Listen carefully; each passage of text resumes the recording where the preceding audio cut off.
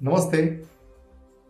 मंत्र योग प्रणव meditation mobile application की एक बहुत ही अद्भुत श्रेणी है प्रेम, उत्साह और उपलब्धि।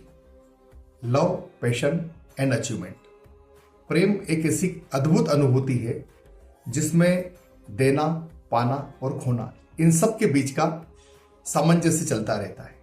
और प्रेम के जो साक्षात देवता हैं, जिनको हम श्री कृष्ण के नाम से जानते हैं, श्री कृष्ण ने भी गीता में कहा है कि इंद्रियों में मैं स्वयं मन हूं। अर्थात प्रेम जो है ये मन से ही उत्पन्न होने वाली अनुभूति का नाम है। उस विशुद्ध अनुभूति का नाम है जो किसी के लिए उत्पन्न होती है, देने के लिए उत्पन्न होती है, पाने के लिए उत्पन्न होती है, त्याग के लिए उत्पन्न होती है। ऐसी सुंदर उत्पत्ति है जो मन से उत्पन्न होती है। तो मन तक क्या है जो मन को, अनुभूति को और तरंगित कर दे? ऐसा क्या हो सकता है प्रेम में, लव में, पैशन में और उपलब्धि प्राप्त करने में? श्री कृष्ण जिनका स्वरूप है वो विष्णु है। वैदिक साहित्य में विष्णु सूक्त का बहुत वर्णन है। विष्णु सूक्त में साथ ही साथ पुरुष सूक्त में उन सब स्पंदनों का वर्णन है जो मन को झंकृत करते हैं। उनके सारे स्पंदन मन को आंदोलित कर देते हैं। तो मन के उद्वेलन से प्रेम की तरफ आगे बढ़ना होता है, प्रेम में सफल होना होता है। इसी प्रकार से इस शोध आधारित 24 दिन के कार्यक्रम में पुरुष सूक्त को शुक्ल यजुर्वेद से लिया गया है। 31वें और 34वें अध्याय के मंत्रों को इसमें संकलित किया गया है। 34वें अध्याय के मंत्र इसलिए क्योंकि वो संकल्प सूक्त है। प्रेम में पाने के साथ में संकल्प का भी निश्चित होना बहुत आवश्यक होता है। और साथ ही जैसे हम देखते हैं प्रेम के लिए संबंध, प्रेम के लिए एक बहुत बड़ा शब्द है साथ में जो है संबंध, प्रेम संबंध। और संबंध शब्द अपने आप में एक कंटिन्यूटी को, एक निरंतरता को दिखाता है। और निरंतरता और कंटिन्यूटी का जो ग्रह विशेष है वो है मंगल। तो इस 24 दिन के विशेष प्रोग्राम में मंगल का वैदिक मंत्र, मंगल का बीज मंत्र भी समाहित किया गया है। इस सब को लव, पैशन एंड अचीवमेंट्स के लिए, प्रेम, उत्साह और उपलब्धि के लिए 24 दिन के इस विशेष कार्यक्रम को श्रवण करें ओम के उच्चारण के साथ मंत्र योग प्रणव मेडिटेशन मोबाइल एप्लीकेशन पर। धन्यवाद। ॐ सहस्रशीर्षरेखा पुरुखाः सहस्राक्षाः सहस्रपात सभूमिग्गो सर्वतस्पृवात्यतिष्ठदशाङ्गुलम् पुरुष एवेदग्गो सर्वं यद्भूतं यच्च भाव्यम् ऊतामृतत्वस्येषानो जदन्नेन तिरोहति एतावानस्य महिमातो ज्यायांश्च पुरुखाः पादोऽस्य विश्वाभूतानि त्रिपादस्यामृतं दिवि त्रिपादूर्ध्व उदयेत् पुरुखाः पादोऽस्येहा भवत् पुनः ततो विख्वं व्यक्रामत्साशनानशने अभि ततो विराजजायत विराजो अधिपुरुषः स जातो अत्यरिच्यत पश्चात् भूमिमथो पुरः तस्माद् यज्ञात् सर्वहूतः सम्भृतं प्रेखदाज्यम् पशुस्तांश्चक्रे वायव्या नारण्या ग्राम्याश्च जे तस्माद् यज्ञात् सर्वहूतऋचः सामानि जग्निरे छन्दागुंसि जग्निरे तस्माद्यजुस्तस्मादजायत तस्मादशवा अजायन्त जे केचो भयादतः गावो जग्निरे तस्माज्जाता अजावयः तं जज्ञं बर्हिषि प्रोक्षन् पुरुखं जातमग्रतः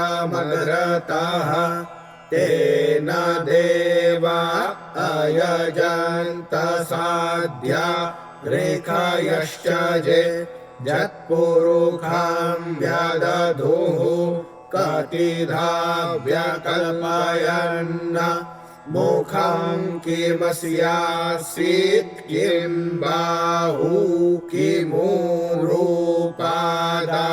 उच्येते ब्राह्मणोऽस्य मुखमासीत् बाहुराजन्यः कृताः ऊरुतदस्य जद्वैश्यः पद्भ्याग्शूद्रो अजायत चन्द्रमा मनसो जातश्चक्षोः सूर्यो अजायत श्रोत्राद्वायुश्च प्राणश्च मुखादग्निरजायत नाभ्या आसीदन्तरिक्षगो शीर्ष्णोद्योः समवर्तत पद्भ्यां धूर्निर्दिशः श्रोत्रांस्तथा लोकान् अकल्पयन् जत्पुरुखेण हविखा देवा जज्ञमतन्वत वसन्तोऽस्यासीदाज्यं ग्रीक्ष्म इदमः शरद्धविः सप्तास्यासन् परिधयस्त्रिः सप्त समिधः कृताः देवा जद्यज्ञन्तन्वाना अबध्नन् पुरुखं पशुं जज्ञेन यज्ञमयजन्त देवास्तानि धर्माणि प्रथमान्यासन्न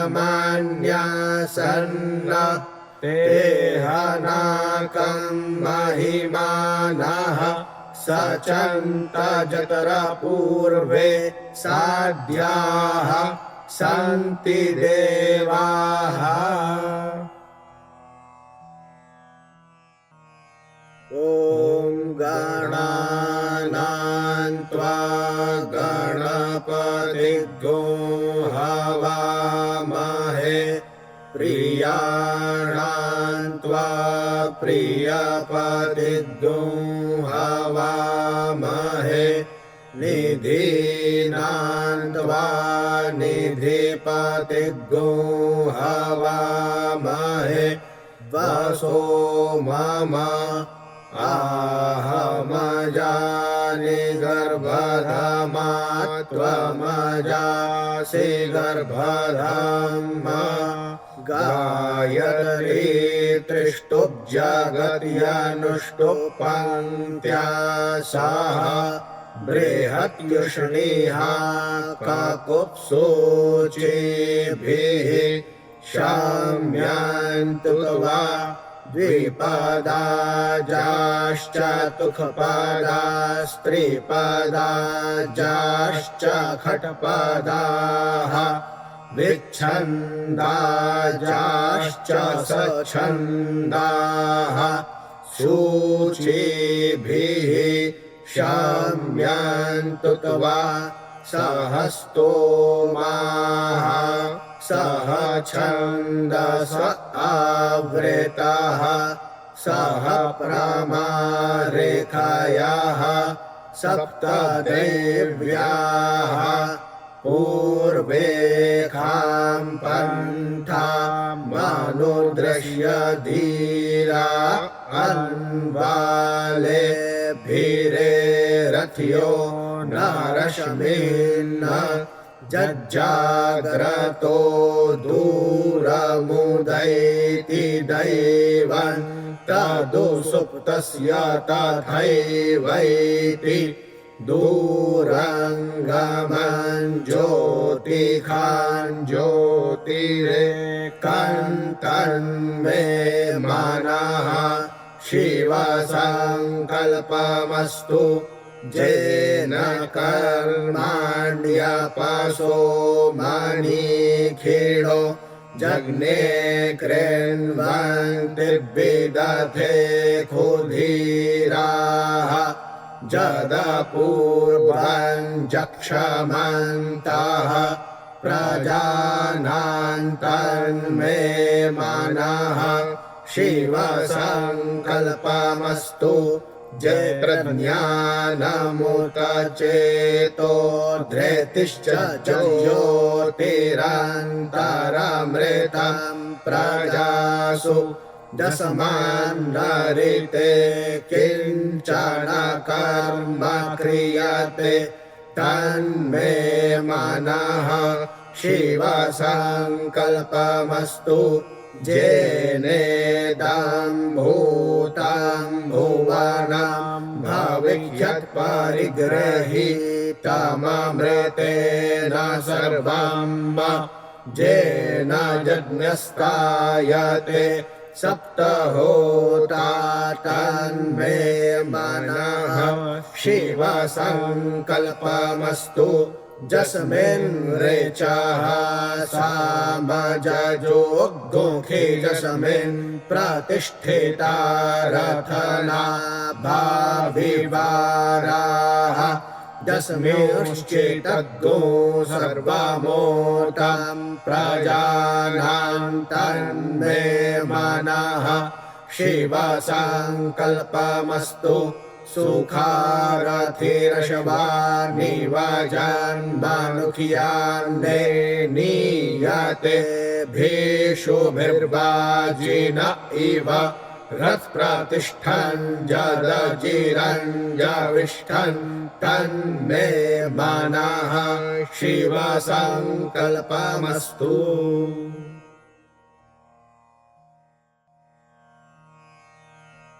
ॐ अग्नेर्मूर्धा देवः काकुत्पतिः पृथिव्या अयम् अपागुरेतागुंसि जिन्वति अग्नेर्मूर्धा देवः काकुत्पतिः पृथिव्या अयम् अपागुरेतागुंसि जिन्वति अग्नेर्मूर्धा देवः काकुत्पतिः पृथिव्या अयम् अपागुरेतागुंसि जिन्वति अग्नेर्मूर्धा देवः काकुत्पतिः पृथिव्या अयम् अपागुरेतागुंसि जिन्वति अग्नेर्मूर्धा देवः काकुत्पतिः पृथिव्या अयम् अपागुरेतागुंसि जिन्वति अग्नेर्मूर्धा देवः काकुत्पतिः पृथिव्या अयम् अपागुरेतागुंसि जिन्वति अग्नेर्मूर्धा देवः काकुत्पतिः पृथिव्या अयम् अपागुरेतागुंसि जिन्वति अग्नेर्मूर्धा देवः काकुत्पतिः पृथिव्या अयम् अपागुरेतागुंसि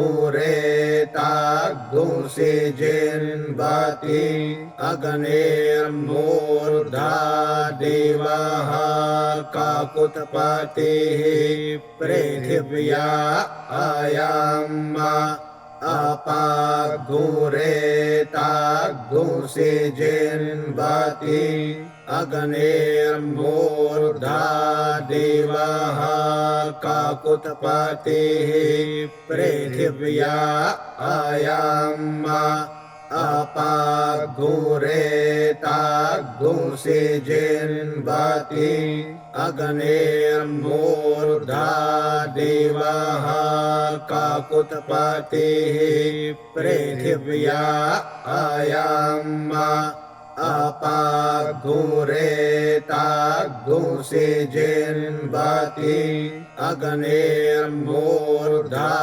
देवः काकुत्पतिः पृथिव्या आयाम